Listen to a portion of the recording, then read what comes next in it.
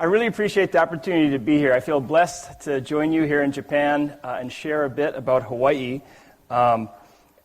This is such a crucial topic, and it's a timely topic. We're entering a decisive decade for climate change. But first, I really want to thank our host, the International Christian University, and in particular, Director Hitzer, for this opportunity. So, mahalo and thank you. So, I want to share a bit about Hawaii's story and how Hawaii is really a postcard from the future. But really, I want to share about what we're learning in Hawaii is applicable all around the globe. It's not just for Hawaii. So here's how I plan to spend the next 45 minutes or so. First, I want to share a bit about our motivation, what's driving us to do this, me personally, but also our work in Hawaii. Second, it's going out of order. I want to talk a bit about Blue Planet Foundation and who we are and what we do. Then I want to share the story about 100% renewable Hawaii and how this idea became law, making it the first state in the nation with such a law.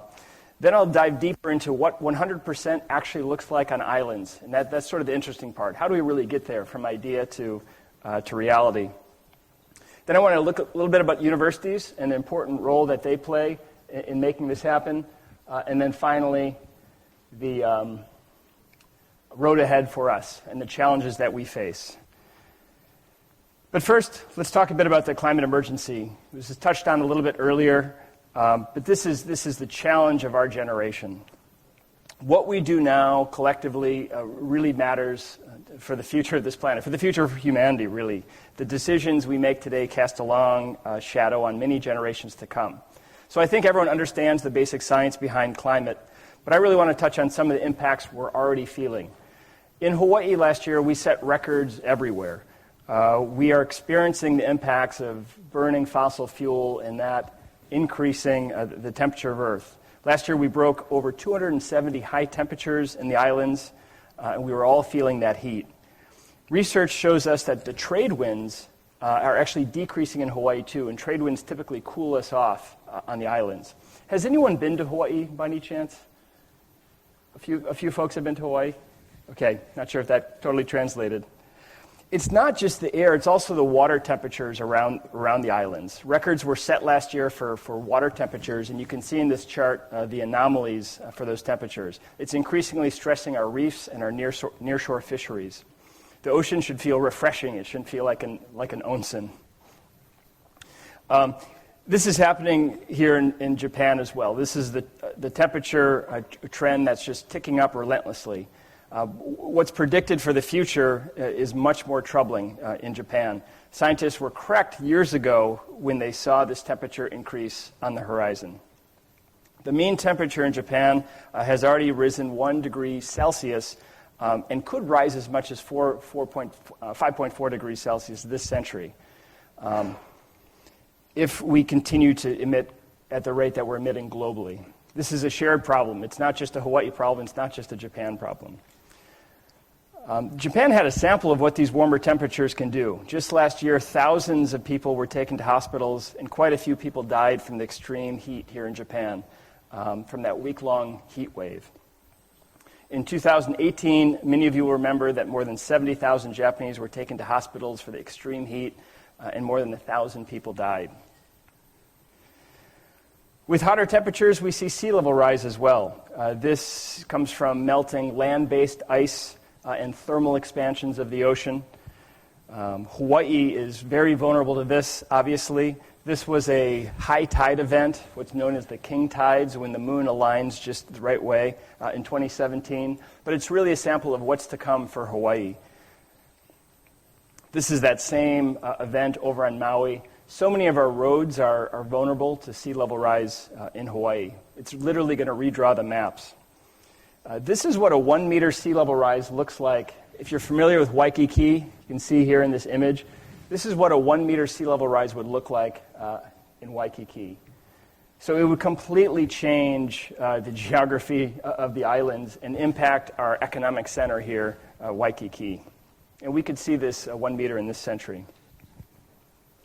Higher temperatures and more moisture in the atmosphere means heavier precipitation events. 2 years ago, we were hit with what we called a rain bomb on the islands of Oahu and Kauai. It rained so hard in Hanalei on Kauai that it broke the rain gauge that was measuring the rain. It also broke the U.S. national record for the most rainfall in 24 hours. The damage was just devastating up there, and the community is still a long way from recovery. Similarly, it's affecting Japan. Just last June, in Mashiki, more than 1 million people were advised to evacuate after heavy rain and flooding. This is another community at the same time in that period. Japan's flooding and landslides in July 2018, caused 225 deaths and nearly 1 trillion yen in damage. This is in Karatsu, a derailed train here from the landslide after some heavy rains that they experienced. And then finally, hotter temperatures, including hotter ocean temperatures, can fuel stronger hurricanes and typhoons. In Hawaii, we've really dodged a bullet for major storms in the past 30 years, but you can see how close we've come. This is a tracking of all the storms in the year 2015 over the summer period, and you can see Hawaii in the middle there and all the storms, and we just got really lucky. But it's only a matter of time. Last September, a hurricane here left 1 million people without power. Some of you probably lived through that. The wind gusts were more than 200 kilometers per hour. And another storm about 7 years ago, Typhoon Haiyan, the super typhoon hit the Philippines in 2013, and you can see really how the warmer temperatures fueled that storm as it hit the Philippines. And it was just devastation. There were 4 million climate refugees left without homes in Tacloban City and the surrounding areas in the Philippines. A little over a year after that, Pope Francis went down to the Philippines, and he delivered a really powerful message. And I want to emphasize this because it's not just true in the Philippines, but everywhere on Earth.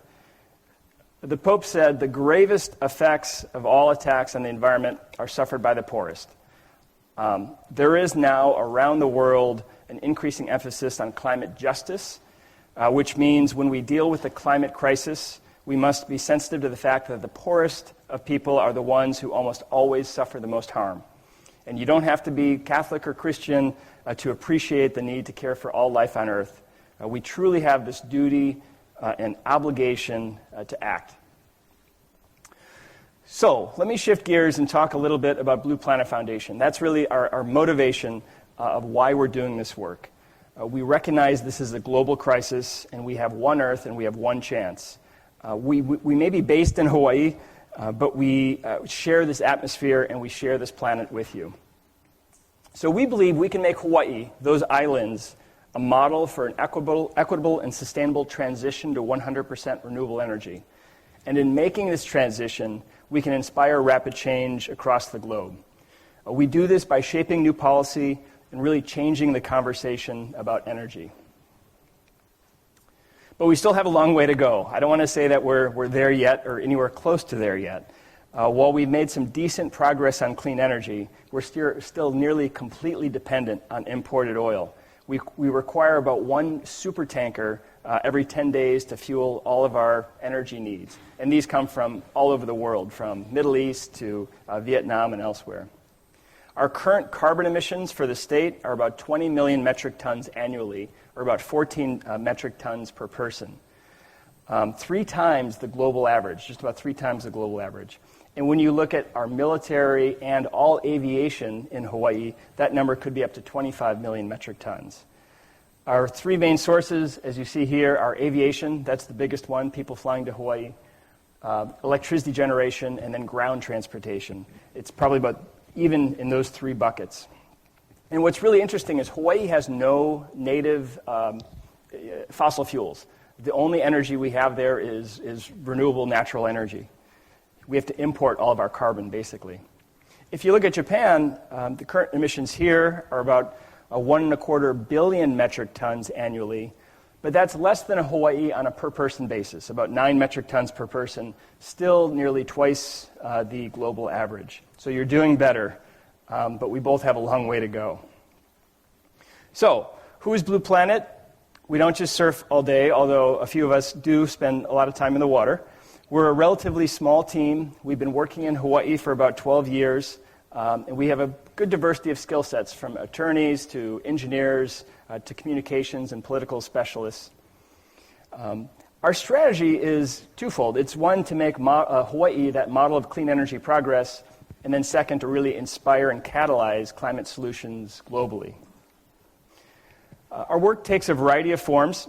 We work to change our energy culture through storytelling, education, and then impact programs. A good deal of our work is focused on youth. They understand, and they're great communicators. We do a student energy summit every year for teenage youth. It's now in its 6th year, and the summit brings together students from all over the state and now the Pacific for a 2-day hands-on experiential learning event. It's a lot of fun for the students. We had about 250 kids last year, high school and middle school age, 12 to 18. Our governor attended and participated in some of the events, Governor David Ige and First Lady Dawn Ige. But it's just a lot of fun. They enjoy the activities. It's really hands-on, and they get to build things and do fun things. We also do a civic engagement piece where they can find their voice and learn how to get active in changing policy. It was exciting last year because we had our first student team from Japan. A group from Osaka and Tokyo attended, and they were just terrific. There were 6 of them, and they really integrated well with the other students and participated fully. Here they're doing a model United Nations module. So also with students, we do other kind of awareness activities. We had students go out and chalk what a 1-meter sea level rise would look like around the islands. And that was really impactful because people could see where the ocean would be if we had a 1-meter sea level rise. We do a lot of work around storytelling. We launched a campaign that showcases individuals and companies that are taking actions to support 100% renewable energy. And the idea is to really create, again, a culture of clean energy. So people know that these actions are things that, this is what we do now.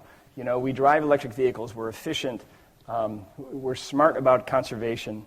You can learn about this campaign at weare100.org, and you can see the stories of a diversity of people that we put together. We also keep track of our progress, and this is really important. We have to hold ourselves accountable as a state.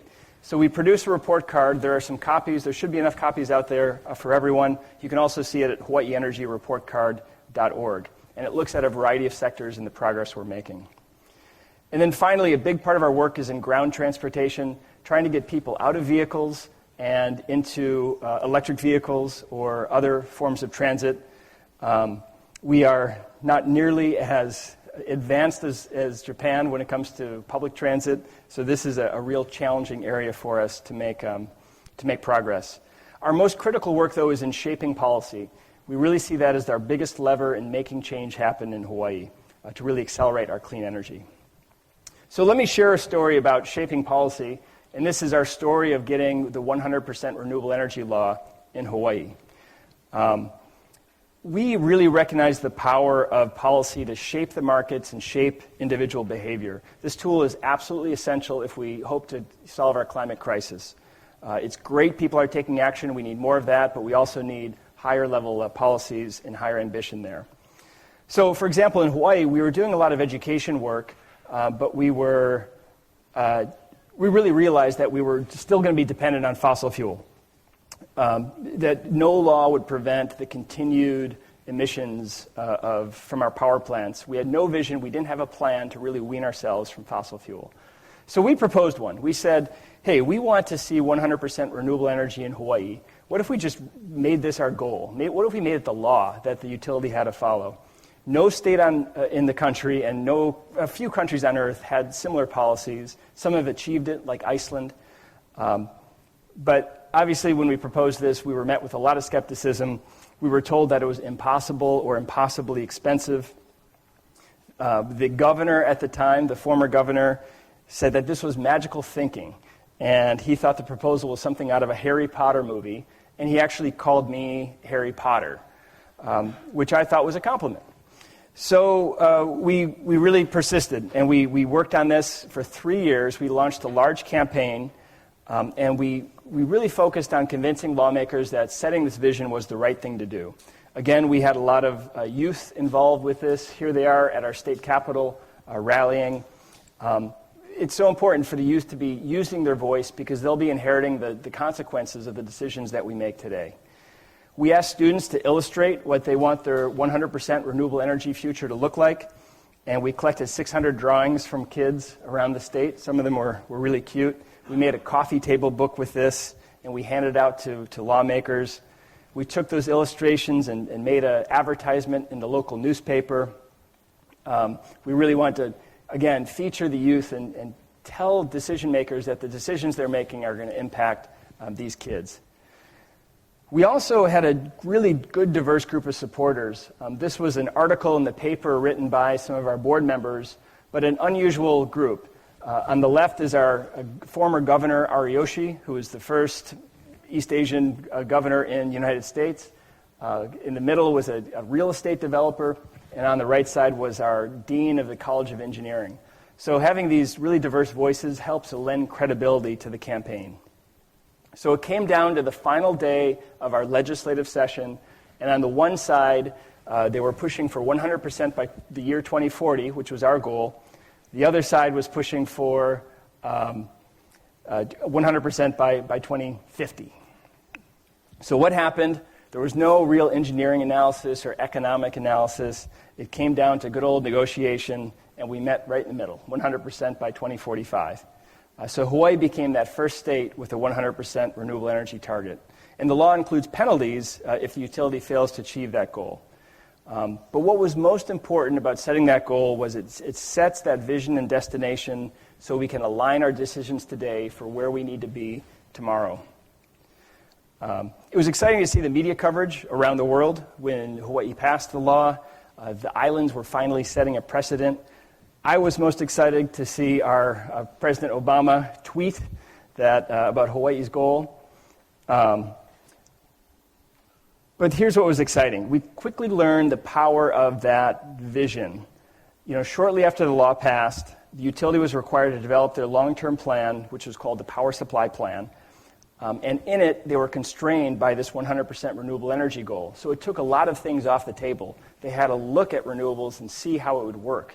And what they learned is, they can actually achieve 100% 5 years ahead of schedule at a price that's billions less than the business as usual scenario. So that really reshaped their thinking in what was possible. And that was exciting. And it wouldn't have happened if we didn't have that vision for 100%. 3 years later, then, California adopted the same goal as Hawaii. So we really saw the power of us setting the precedent for clean energy. And then since then, 6 states and territories have set similar goals. So we realize the actions in Hawaii have a disproportionate impact on what we can do around the globe. So Hawaii is really where the future should happen first. That's what we believe. And we see every opportunity to make change happen there. So since then, we've passed a number of other measures, 100% renewable ground transportation. We set a carbon neutral target for the state. We were the first state in the nation to commit to the Paris Climate Agreement after our president pulled out. And so we're on our way. But then the question is, how do you get there? We've set these targets, we've set these goals, and what's the plan to actually achieve 100%?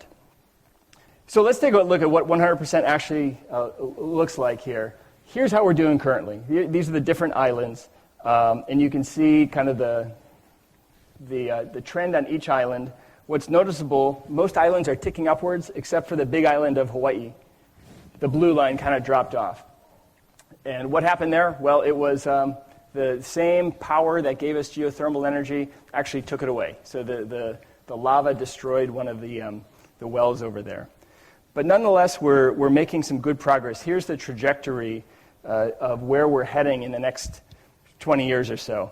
There are currently some projects under development, and there's currently some projects that just got contracted statewide. And you can see that that's going to take us over 50% in the next 5 years. And then from there, we hope to see that current evolution to 100% renewable. So we're making good progress. Here's what the trend looks like for the cost. And this is what's exciting because the cost continues to drop for solar plus storage.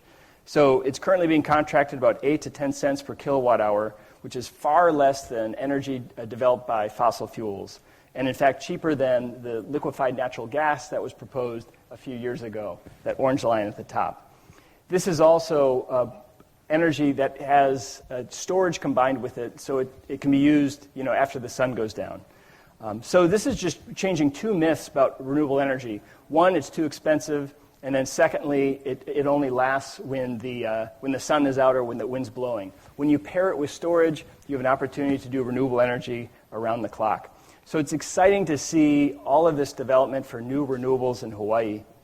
We also see some interesting experimentation taking place with new renewable sources, such as the wave energy converter in Kaneohe Bay. This is the military has hooked it up to their grid over there. It's small, about 50 kilowatts, but it is producing energy. So we need renewable energy. We need a lot of renewable energy, but it's going to take more than that. So here are 5 tools that we see are necessary to make the transition to 100% renewable energy. It's important that we are really thoughtful about this so we can go by design and not just let things happen by default, because the technology and the economics of renewables are really accelerating. But if we don't get the design right, it could end up being very expensive and complicated. So the most important thing of all is transformational energy efficiency. So this is the cleanest, fastest, cheapest, easiest form of new energy. And it's not just technology, it's also behaviors. So, for example, bulbs like this have evolved significantly over the last 20 years. That's a no-brainer, but also appliances and other things that have become much more efficient than they used to be. So we're seeing this progress. Across all of the islands, residential energy use has decreased about 14% over the past decade in Hawaii. We developed a tool where people can see their energy use. It's called islandpulse.org, and it shows the real-time energy use on the island of Oahu. And then it shows the mix of what's coming from solar, what's coming from wind, or oil. So it's kind of fun to see in real time how we're doing, and you can check that out anytime. We've been running this for about 6 years, and we can go back and look at the data and see what days we use the most energy and what days we use the least energy. So any guess which day of the year we use the least amount of energy on Oahu? This is a tough one. All right, I'll tell you. It's a Super Bowl Sunday. That's when we use the least amount of electricity on the island of Oahu. And the thinking is people get together, they're all watching on one TV instead of 10, they're all cooking in one place, air conditioning use is less, so it's sort of an interesting thing. We have a lot of work to do to be more energy efficient in Hawaii. We have a lot of stores that you just run the air conditioning with the door open and air condition the outside. This just flows out into the sidewalk. We took an infrared camera to show what this looks like for one store, and you can see the big temperature differential from inside the store to the sidewalk outside, and this is just absolute energy waste. It's really going to be difficult to achieve our 100% clean energy future if we're doing stuff like this. Air conditioning in general is a real high energy use in Hawaii. In Waikiki, it's about 40% of electricity use. So there's a proposal to use offshore ocean water to cool the buildings in Waikiki. It's called seawater air conditioning. So we hope to see some of this take place. Air conditioning around the world is one of our biggest energy users, by the way, and is forecast to grow significantly. So energy efficiency is the first thing we do, period. The second thing, we need to modernize our power grid to really enable an energy ecosystem, something that people can plug into with an electric vehicle, a solar at home, adding communications and intelligence to our energy grid. Our current grid model is outdated. It's served us well for a century, but it was built around the model of having a few large central station thermal plants that pushed energy out over large transmission lines down to distribution nodes and then to the end use. It just flowed in one direction, and it doesn't serve us at all in a distributed, decentralized, democratized energy world. So I like to compare it to old ways of communications sector. You had a box like this, and you would just turn it on, and you would get whatever the network was pushing out. You couldn't store it. You couldn't contribute content to it. It was really a one-way flow. But if you think today, it's completely revolutionized, where now we can all contribute content. It's decentralized, democratized. We can share. We can store content. So we see a similar evolution happening with our power grid. And the shift to decentralization is already happening in Hawaii. It's already happening in Japan. Customer-sited rooftop solar energy is a large percentage of our overall renewable energy mix. In fact, 80,000 homes across the island have rooftop solar. That's 1 in 3 homes essentially have a power plant on their roof. But many of these are pushing energy back out into the grid in the middle of the day. So we need an energy ecosystem that can actually use that energy and share it and distribute it. So it's really, that balance of supply and demand with intelligence on the grid so it can control this sort of power.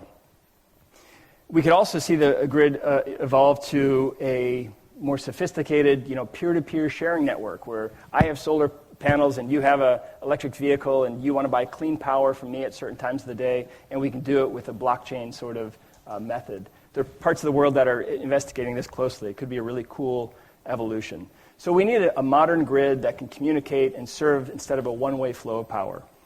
Third, we need to make energy less perishable. The minute you generate an electron, you have to use it on a power grid, but if we have energy storage, you can store that energy and use it at a later time. It's a key piece of our puzzle, particularly on islands. So you can see in Hawaii, we have separate island grids across the state, and they're not connected. So each island has to balance its supply and demand. It can't share with others. Japan has a number of grids as well, but they're all intertied, so you can help balance by using other grids. So energy storage is really essential if we hope to harness these variable, solar and wind resources. It's not just like a fossil fuel power plant that you turn up or turn down. Storage enables you to do that. More residential solar installations are going in with batteries at home, like these Tesla power packs, and it really enables homes to use their power after the sun goes down. There are some companies that are looking at all shapes and sizes of renewable energy storage. This is a company called Orson that you just plug it into your outlet and you can put it in your living room, but it provides energy storage for your house. Of course, we also need large-scale bulk storage systems on our island to help balance that supply and demand. All of the utility scale, the large projects that are under construction have this large solar storage going in. This is a Tesla project over in Kauai. It's 52 megawatt hours of storage, so about 4 hours of output from the 13 megawatt solar plant that's over there. And for that island, this is what the operator sees for their daily dispatch, for their energy use. And if you can make out the different colors, you'll see that some of it's the base load oil fire generation, the gray. They have some pretty steady biomass and hydroelectric at the bottom there. But then the solar comes in the middle of the day. That's the yellow. And they've added storage so they can shift some of that solar in the middle of the day to the peaks that happen in the morning and the evening. Absolutely critical to shave down those peaks. Otherwise, they'd have to turn up their oil generation. But as they add more solar, what do? You keep on adding storage. This is 2018. They've added more storage now to the extent that the yellow and the red sometimes fills up the entire bar. They ran the grid with nothing but renewable energy for a few hours for about a week or two straight last December. So pretty exciting to see an island powering itself with nothing but renewable energy, proving the concept. Something that was magical thinking a few years ago is actually happening on the ground now on the island of Kauai. So exciting to see. Fourth, not just storage, but we have to be smarter with how we use our energy when it comes. So folks have termed this flexowatts, or kind of movable and responsive loads. And this is one of the more complex subjects, but it's absolutely critical if we hope to move quickly to a renewable energy future. So it's not just energy storage, but it's moving around the uses that we have. For example, hot water heating. Everyone has a hot water heater. They're generally kind of dumb, where they just turn on as soon as the temperature drops below a certain point. And in Hawaii, everyone comes home from work, they shower and they wash, and all of these hot water heaters turn on. So what if we were smarter about it and moved that load around? And there's a company doing just that called Shifted Energy. They're retrofitting 2,500 water heaters like this, and it's creating, in effect, 2.5 megawatts of energy storage that can be moved. So it's smart ideas like that are going to help us accelerate our clean energy future. And this can be applied to other devices too. On the grid, you might have your washer and dryer or your air conditioning or a refrigerator, and the grid can send price signals and the devices respond. They call that prices to devices, depending on what's happening on the grid. If you turn off your refrigerator for 10 minutes, the compressor, and you do it across 10,000 refrigerators, you're really not going to feel it, but it helps the grid a lot. The best new energy load for this management is electric vehicles. Charging usually requires a significant amount of power, and if the car is parked and plugged in for the majority of the day, it doesn't need to be charging the whole time. So if you have a fleet of vehicles that are plugged in, you can turn them on and off and use that as a resource in a way on the grid. So you think of electric vehicles essentially as batteries on wheels. They can provide all sorts of services, voltage control, frequency regulation, and the like, and maybe even bulk power storage. But we need the charging infrastructure and the smart grid to enable that. This is a pilot of some electric vehicle fleet charging with managed charging. This is in California. And you can see the different colors representing different vehicles plugged in.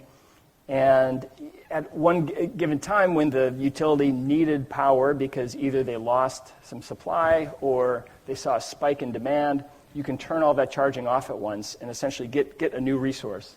So this is just scratching the surface of what's possible when you have loads that you can shift and move around.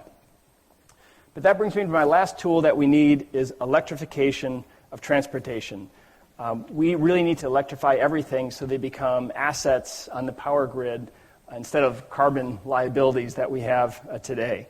As we saw, electric vehicles don't just reduce gasoline and diesel use, but they can really provide a flexible load on our power grid. And we're learning this in Hawaii.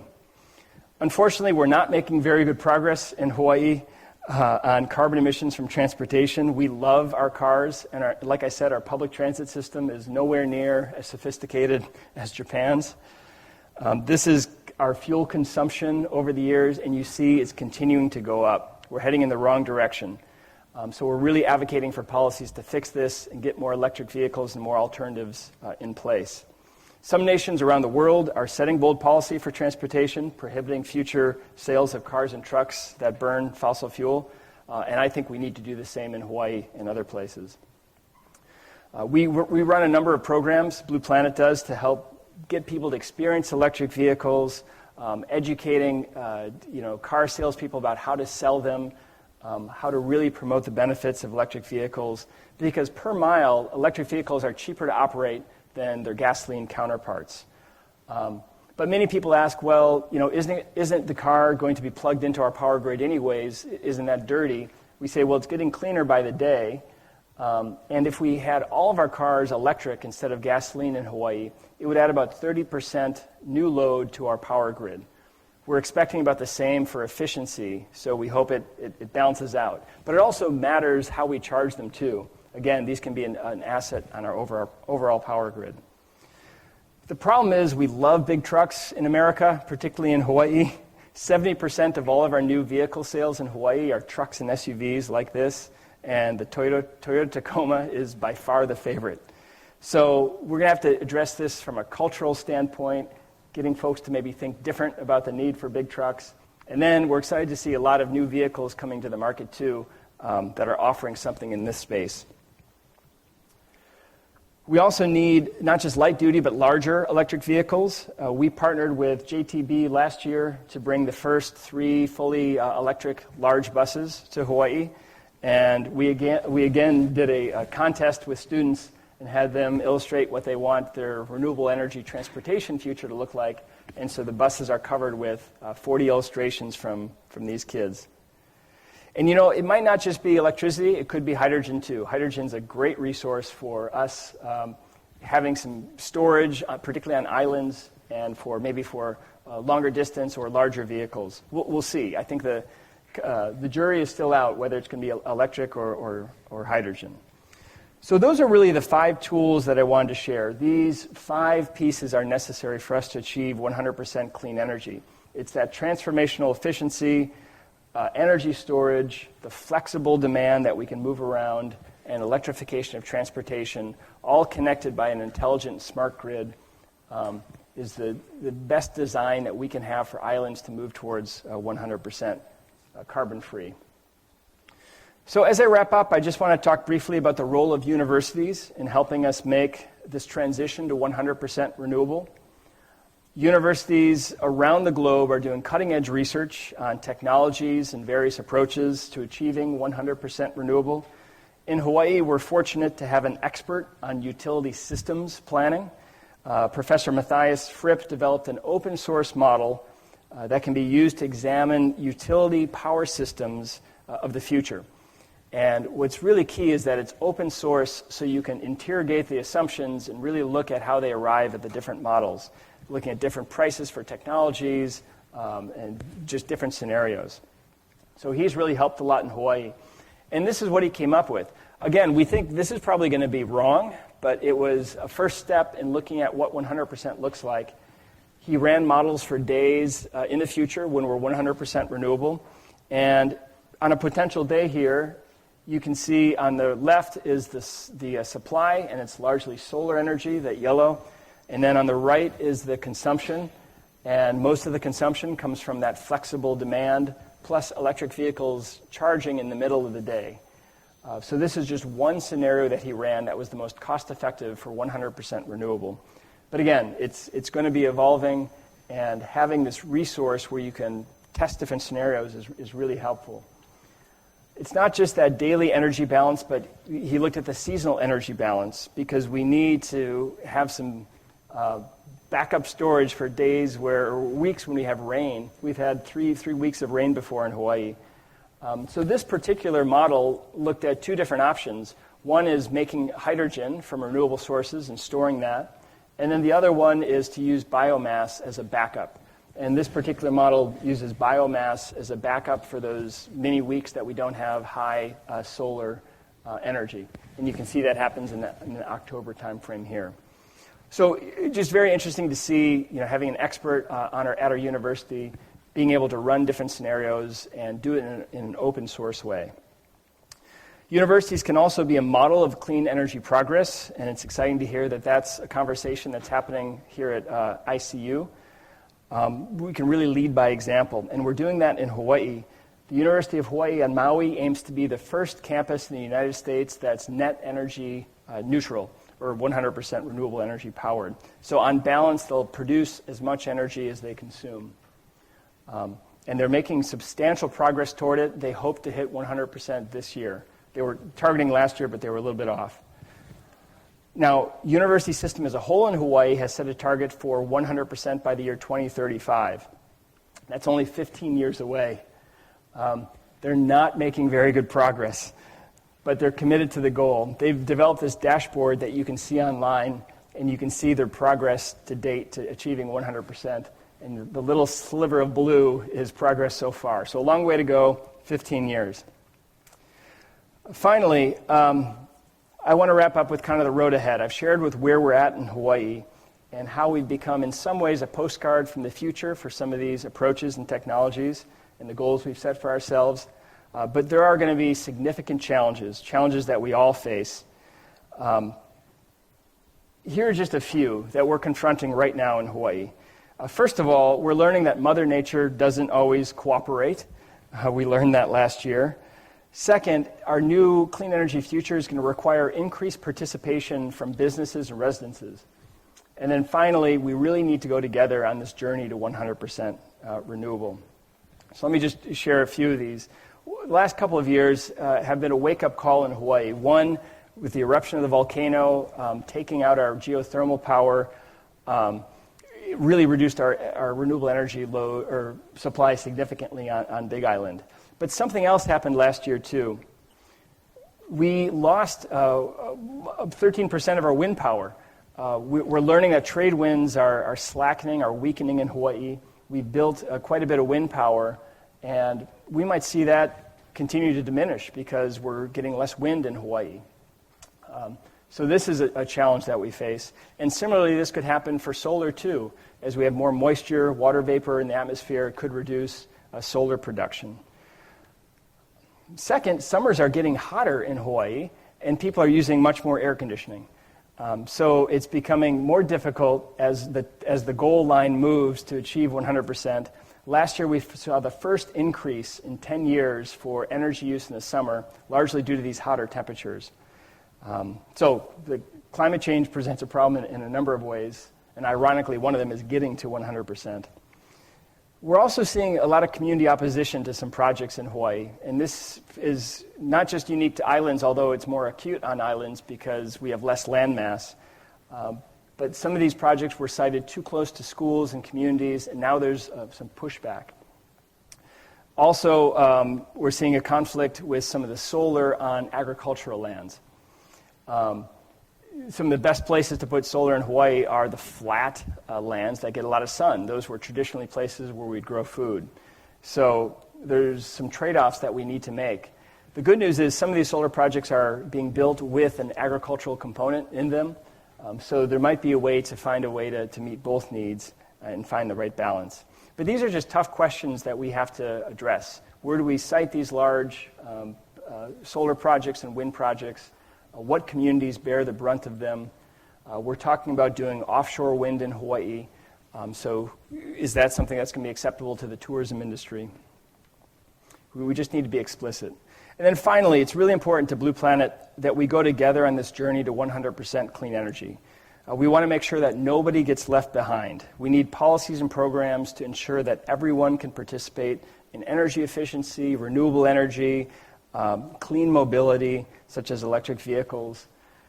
Clean energy and climate change give us the opportunity to increase equality across a lot of the sectors and the challenges that we face as communities. So if we can do this together, if we can go together, we can, I think, right a lot of wrongs in other ways too. I want to leave you with this. We have a lot of ideas and some good experience in Hawaii, and we're learning. We have a long way to go. But the reality is we only have a few years left to significantly change course where we're heading. The UN Intergovernmental Panel on Climate Change suggests that we have to cut our carbon by nearly half in the next decade if we hope to stay at those temperature targets. That means substantial decreases need to happen starting right now. So this is the challenge of our lifetimes ahead of us. I've shared the story of 100% clean energy from Hawaii's perspective. We are small islands in the middle of the Pacific Ocean. You can't even see them here. But the lessons that we learn could have a profound impact on how others around the globe make this critical transition. Because the truth is we're not unique. Japan is also a set of islands, and really Earth is our island.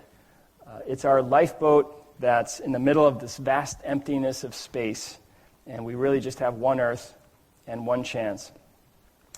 So I wish you all good luck on your journey, and please remember that we're all in this together. Thank you very much.